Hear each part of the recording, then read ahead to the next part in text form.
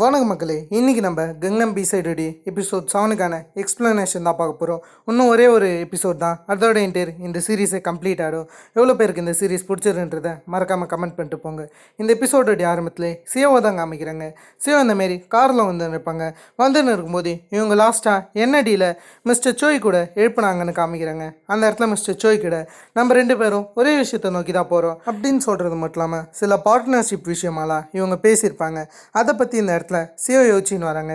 யோசிச்சுட்டு வர்றது மட்டும் இல்லாமல் இவங்க ஸ்ட்ரெயிட்டாக இவங்களுக்கு தெரிஞ்ச ஃப்ரெண்டுக்கிட்ட ஒரு சின்ன ஃபேவர் கேட்குறாங்க. நான் உங்ககிட்ட அதை அப்புறம் சொல்கிறேன்னு சொல்ல அப்படியே போன எபிசோடில் ஹீரோவை அடிச்சு தூக்கியிருப்பாங்களே, ஹீரோ இந்த பக்கம் ஜிச்சாங்குக் எப்படியோ காப்பாற்ற அந்த இடத்துக்கு ஸ்கேர் வராரு. வரது மட்டும் இல்லாமல் உனக்கு இது ஞாபகம் இருக்கான்ற மாரி அவருடைய ஸ்கேரை காமிச்சு கேட்குறாரு. அதாவது அந்த காயத்தை அந்த நடுவில் 7 வருஷத்துக்கு முன்னாடி இந்த ஸ்டோரி போகுது. அந்த சமயத்தில் ஜிச்சாங்குக் வந்து ஸ்ட்ரெயிட்டாக ஸ்கேர் அடிக்க வர ஸ்கேர் வந்து ஜிச்சாங்குக் அடிக்க கீழே இருந்த ஒரு மிகப்பெரிய கம்பி எடுத்து ஸ்கேரோடைய முகத்தில் அப்படியே கிழிக்க அது மூலியமாக தான் அந்த ஸ்கேர் அவருக்கு ஏற்பட்டுச்சு.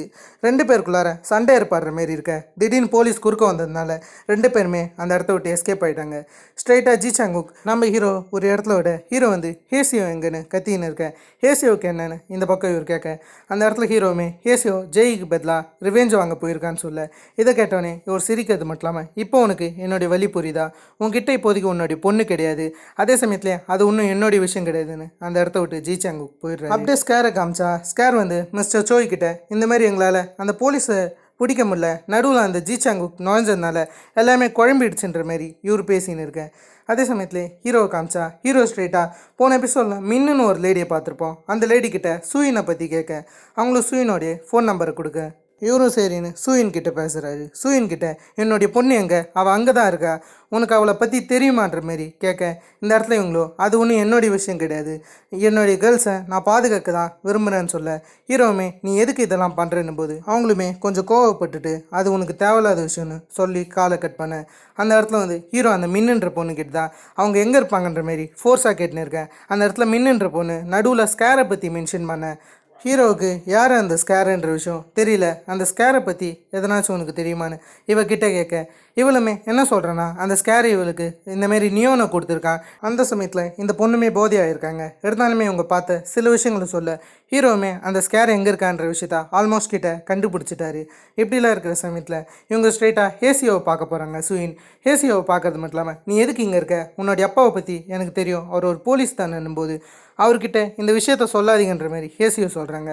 சூயின் என்ன சொல்கிறாங்கன்னா நான் என்னுடைய பொண்ணுங்களுக்கு எந்த பிரச்சனையுமே வரக்கூடாதுன்னு நினைக்கிறேன், நான் என்னுடைய பிஸ்னஸில் கரெக்டாக இருக்கணும்னு நினைக்கிறேன், நீ அதை குழப்பாமல் இருக்கணும்னு இவங்க சொல்ல இவங்களுமே நான் தனியாக இருந்துக்கிறேன்னு சொல்லிட்டு அப்படியே நடந்து போக இவங்க ஒரு கேள்வி கேட்குறாங்க. சூயின் நீ எதுக்காக இந்த இடத்துக்கு வந்தன்ற மாரி ஒரு கேள்வி எழுப்ப அதுக்கு ஹேசியோ என்ன பதில் சொன்னாங்கன்னு காமிக்கல. அப்படியே ஹீரோ ஸ்கேரை தேடி ஜுன்னோடைய பாருக்கு போயிருக்காரு. அந்த இடத்துக்கு தான் ஜிச்சாங்குக்குமே வந்திருக்காரு. அவர் உன்னை என்னுடைய வழியில் குறுக்கிட வேணான்னு சொன்னன்னு போது அந்த இடத்துல இவங்க ரெண்டு பேரும் பேசுறதுக்குள்ளார நடுவில் என்னமோ ஒரு சத்தம் கேட்குது. சரின்னு சொல்லிட்டு இவங்க என்ன சத்தம்னு அதை ஃபாலோ பண்ணி போக கடைசியாக ஜுன் அடிக்கடிக்கு கொண்டாடக்கூடிய அந்த பாருக்கு வந்துடுறாங்க. அந்த இடத்துல ஹீரோவுமே எனக்கு ஸ்கேரை பற்றி தெரியணும், உனக்கு அவனை தெரியுமா, அதே சமயத்தில் யார் முதல்ல கங்னம் ட்ரேடிங் கம்பெனியை நடத்துறதுன்னு இவர் ஒரு கேள்வியை எழுப்ப அந்த இடத்துல ஜிச்சாங்குக் இந்தமாரி அதை நடத்தது சோயின்ற அந்த கழுட்டு நாய் தான் இதை நடத்துதுன்ற மாரி இப்படி பேசின்னு இருக்கேன். நடுவில் சைக் வந்து ஹீரோ அடிக்க ஜிச்சாங்குக் வந்து சைக் அடிக்கன்ற மாரி போயின்னு இருக்கேன். கடைசியாக சைக்கை இவங்க நாக் அவுட் பண்ணிட்டாங்க. சைக்கை ஒரு மாதிரி மட்டையாக்க சைக்குமே வந்து ஆரம்பத்தில் கெஞ்சுற மாரி இருக்குது. அப்படியே சைக் வந்து ஒரு பட்டன் அமுக்க அது மூலியமாக இவங்க பார்க்குறாங்க. முன்னாடி பார்த்தா ஏகப்பட்ட நியோன் இருக்குது. அதை பார்த்து இவங்க ஷாக் ஆகுறாங்க. இவங்க என்னமோ நியோனுன்றது கம்மியாக இருக்கும்னு நினச்சா இவங்க எதிர்பார்த்ததோட அதிகமாக இருக்குது அந்த இடத்துல. அப்படியே அந்த பக்கம் சூயினை காமிச்சா சூயின் வந்து கடைசியாக இவங்ககிட்ட ஹேசியோ என்ன சொன்னாங்க தான் யோசிக்கிறாங்க. ஹேசியோ வந்து ஜெய்யோடைய அந்த வீடியோ காமிச்சிருப்பாங்க. அந்த வீடியோவில் வந்து சில பெரிய தலைங்களாக இருப்பாங்களே அவங்கள பற்றின வீடியோன்னு தான் நினைக்கிறது.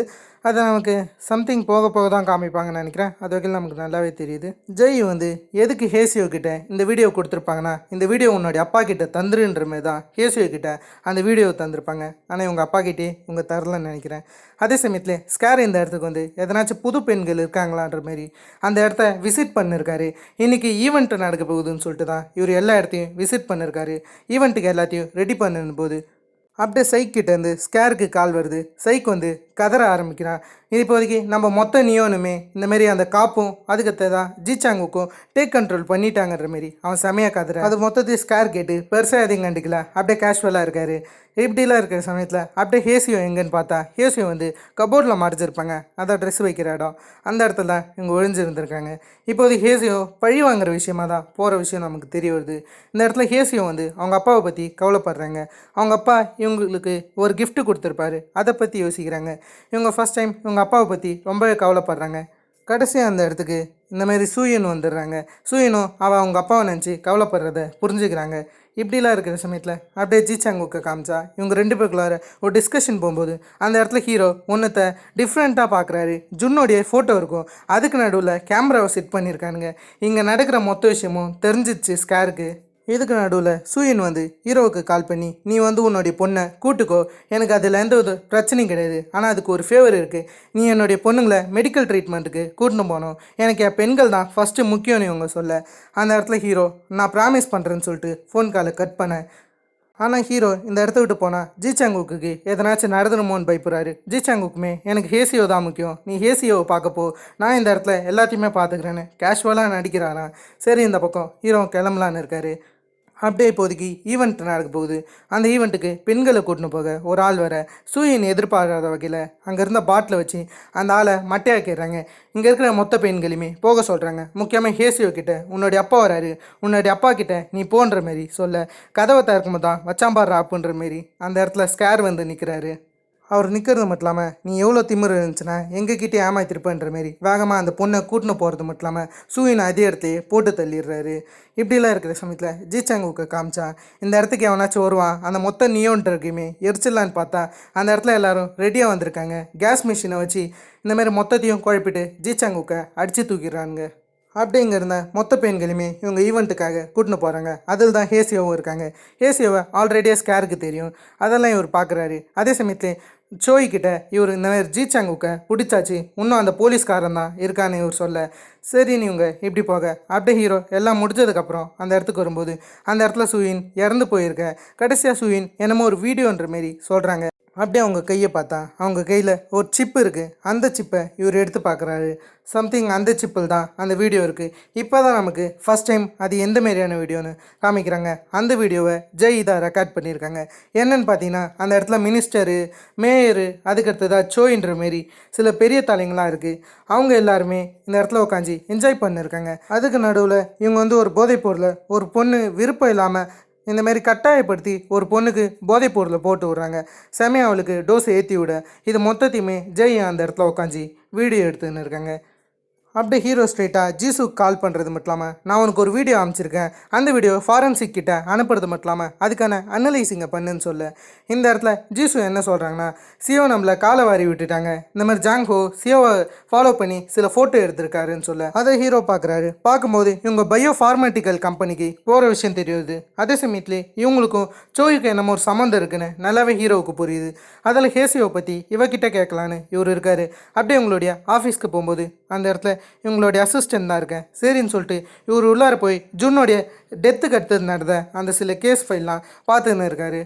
அதுக்கு நடுவில் தான் இவருக்கு பயோ ஃபார்மேட்டிக்கலோடைய அந்த ரிப்போர்ட் கிடைக்குது. அந்த கேஸை பார்க்கும்போது அதில் சில மிகப்பெரிய தலைங்க இன்வால்வ் ஆகிருக்கிற விஷயம் தெரியுது.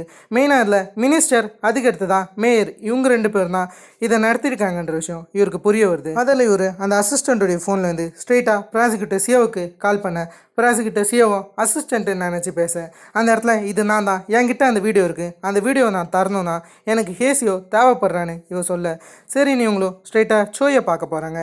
சோயுமே அந்த இடத்துக்கு வரது மட்டும் இல்லாமல் ஒரு சின்ன ட்விஸ்ட் அடிக்கிறாரு. இப்போதைக்கு டாக் வந்து ஜெயிலில் தானே இருப்பார், இப்போதைக்கு டாக் ஜெயிலை விட்டு வெளியே வந்துட்டாரு நமக்கு தெரிய வருது.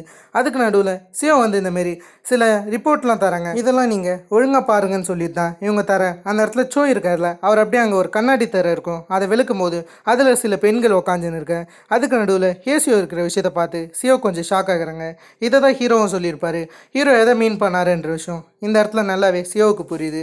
அப்படியே ஹீரோவை காமிச்சா என் பொண்ணை நான் காப்பாற்ற மாட்டேன்னு சொல்லிட்டு அவர் முடிஞ்ச அளவுக்கு எவ்வளோ வேகமாக வர முடியுமோ அவ்வளோ வேகமாக வந்துன்னு இருக்காரு. கண்டிப்பாக இன்னும் ஒரே ஒரு எபிசோட் தான், அதோட என்டையர் இந்த சீரீஸை கம்ப்ளீட் ஆகிடும். உண்மையாலுமே இந்த எபிசோட் ரொம்ப தரமாகவே க்ரியேட் பண்ணியிருந்தாங்க. கம்மி டூரேஷனாக இருந்தாலுமே எங்கேயுமே ஃபேஸிங் அடி வாங்கலை, எங்கேயுமே ஸ்லோவாகவே ஃபீல் ஆகலை. அந்த அளவுக்கு எபிசோட் கொஞ்சம் கொஞ்சமாக ஃபாஸ்ட் ஃபேஸிங் ஆகுது. ஃபைனல் எபிசோட் கிட்டலாம் தரமான சம்பவம் பண்ணுவாங்கன்னு நினைக்கிறேன். ஜிச்சாங்குக்கை வேறு கிட்னாப் பண்ணியிருக்காங்க, அவர் இந்த மாதிரி சம்பவம் பண்ண போகிறாரு. இந்த எண்டிங்கை எப்படி அமைக்க போகிறாங்க, எண்டிங்கில் தான் ஒரு மிகப்பெரிய க்யூரியாசிட்டியே காத்துன்னு இருக்குது. எப்படி இந்த பயோ ஃபார்மேட்டிக்கல் கம்பெனி, அந்த நியோன் ட்ரக்கு, இது மொத்தத்தையுமே எப்படி அவங்க ஒழிக்க போகிறாங்கன்றதை நம்ம ஃபைனல் எபிசோடு பார்த்து தெரிஞ்சுக்கலாம். ஓகே, இதே மாதிரி நான் உங்களை வேறு ஒரு லாசமான வீடியோவில் சந்திக்கிறோம். ஆஃப் அண்ட் கைஸ் வரட்டேன்.